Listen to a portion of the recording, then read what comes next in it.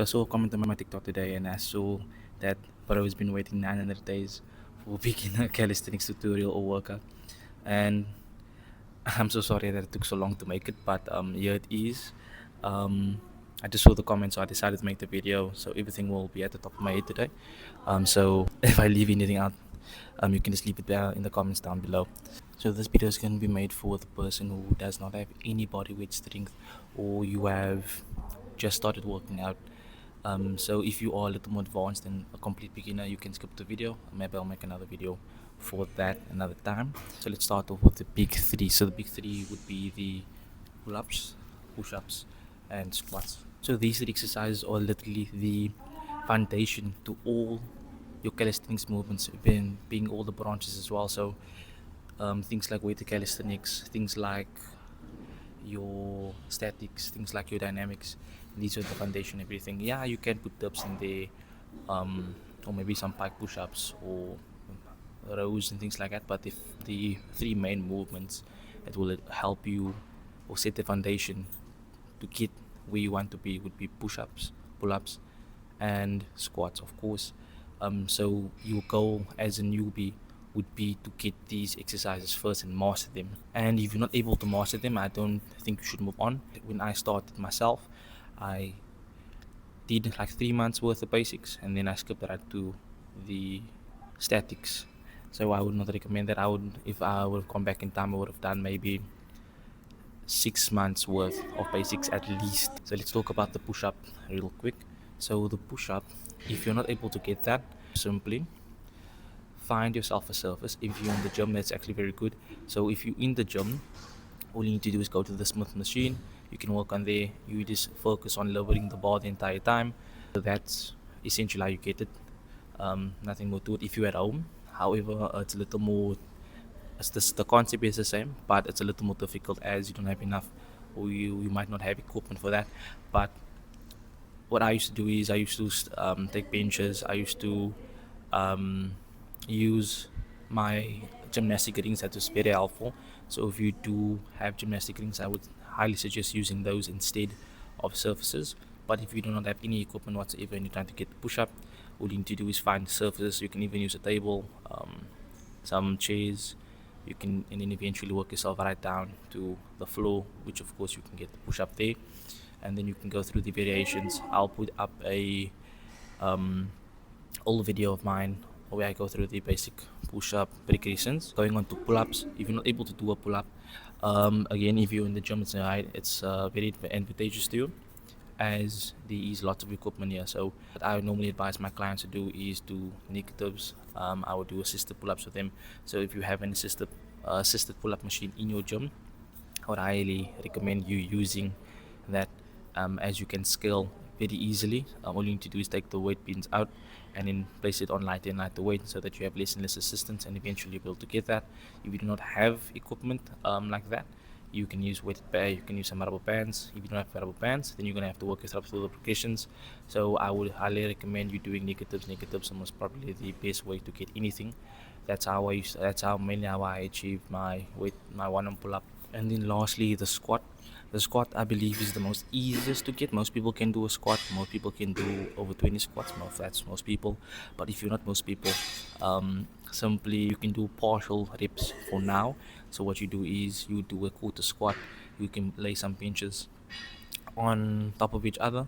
You squat down, you squat back up. Obviously sitting on the benches, and then work your way through the progression. So work your way down, work your way down. Concept is the same. The lower you go, the more benches you take away, the lower you squat, the more strong you'll get in that position until you can do a full squat. Speaking on how long you should do the basics, like I would recommend 6 months to a year, depending on how fast you do progress.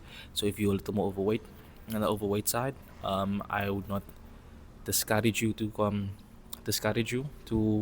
continue with calisthenics. Yes, it will be a little harder for you, but at the same time, when you do lose some weight and you can do, for example, let's say for example you are 100 kgs right now, you work your way up to 20 push-ups. Then when you cut down to maybe like 90 or 80, you will be able to do way more, because calisthenics is based on your body weight. So the heavier you are, the harder the exercises will be. Unfortunately, that's just the way it is.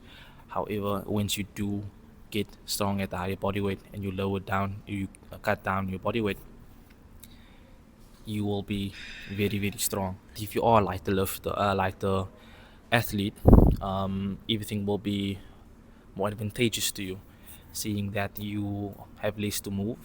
However, you will see that you progress very fast. Then you would have to continue on to weighted pull-ups and weighted push-ups. And speaking on when you can transition to other things like weighted calisthenics, statics, dynamics, and things like that, once you fully master your, or mostly master your body weight strength. So if you can do things like pull-ups and you can do 10 and it looks very effortless, I would say that in that case you have mastered your pull-ups. So you can aim for 15 to 20. 15 is actually a very good number. I believe 20 can be a little overkill sometimes, but 15 is a good number to aim for. Push-ups, that's very exercise. It's a very easy exercise to progress from. You can go for 30 to 40. If it looks effortless, and you should start progressing it even further. I would say personally, I don't like doing high rep ranges, so I would rather do some weighted things. So once I do clear 40 reps, I would add weight from there. 10 kg plate for 5 kg plate, continue progressing, and then once I master that, shouldn't take you too long if you're a beginner. And then I would incorporate other exercises, that being dips, pike push-ups, and eventually working my way up to handstand push-ups, eventually working my way up to muscle-ups, weighted pull-ups. If you can add weight on the basics, you can get anything that you would like. Anything.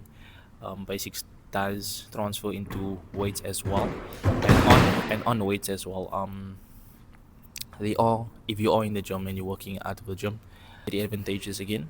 So you can use the weights to your advantage. So it does not matter how you build your muscle. Muscle is muscle, and more muscle you have, the stronger you will be. So at the end of the day, if you incorporate weights and calisthenics, you can progress even faster. So using things like machines as an accessory to your pull-ups or push-ups, pushing machines, the pull-down machines, lat machines, things like that, it's very advantageous to you. Do that. Most importantly, focus on getting strong every time. And if you reach a sticking point, that's totally fine. What you need to do is either change up your progression, or you need to pack on more muscle. That's most likely the case. Most people, they max out the strength for the amount of muscle they have, and then they all need to do is pack more muscle. Now, how to progress in that actually? So here is a sample workout on the top of my head. If you're just starting out, you can actually do it. You can do a lot more than you think. So I would say 3 days a week. Working on the big three. I would actually go very high volume, just so that you can progress faster. So I would say pick a progression that you can do. If you can do, let's say, 10 push-ups for 5 sets at a incline of, let's say, 45 degrees, you stay there until you can do 5 sets, 10 reps, and then on your last set I would suggest you progress, and on your last set I would suggest you do as much as you can. If you can do a sufficient amount of reps on your last set of that 5 sets, let's say for example you do 15, then I would suggest you lower the angle that you were doing to pull-ups. If you can do 5 negatives for a decent amount of holds, I would suggest you continue adding reps to that. Let's say I can do three negatives for 3 reps. I would suggest you continue doing that, 3 sets by 3 reps. Of course your negatives should be an equal amount of time, so your negatives should be 3 seconds or 4 seconds across the board. So every rep you need to lower yourself down for 4 seconds, and then once you can do that 3 by 3, so 3 sets, 3 reps, you would then progress your way up to 4 sets. So then next week you'll do 3 reps, 4 sets. Next week you'll do 5 sets, 3 reps, and if you can do that, you progress again up to 4 reps, 3 sets, 4 reps, 4 sets, 4 reps, 5 sets, and then continue doing that. Continue adding sets, continue to accumulate volume, and then once you can do enough volume, you should be able to do at least 1 pull-up add bands. It will help teach you the movement. That's the video. That's everything that I can think about on top of my head. I'm a little out of time right now.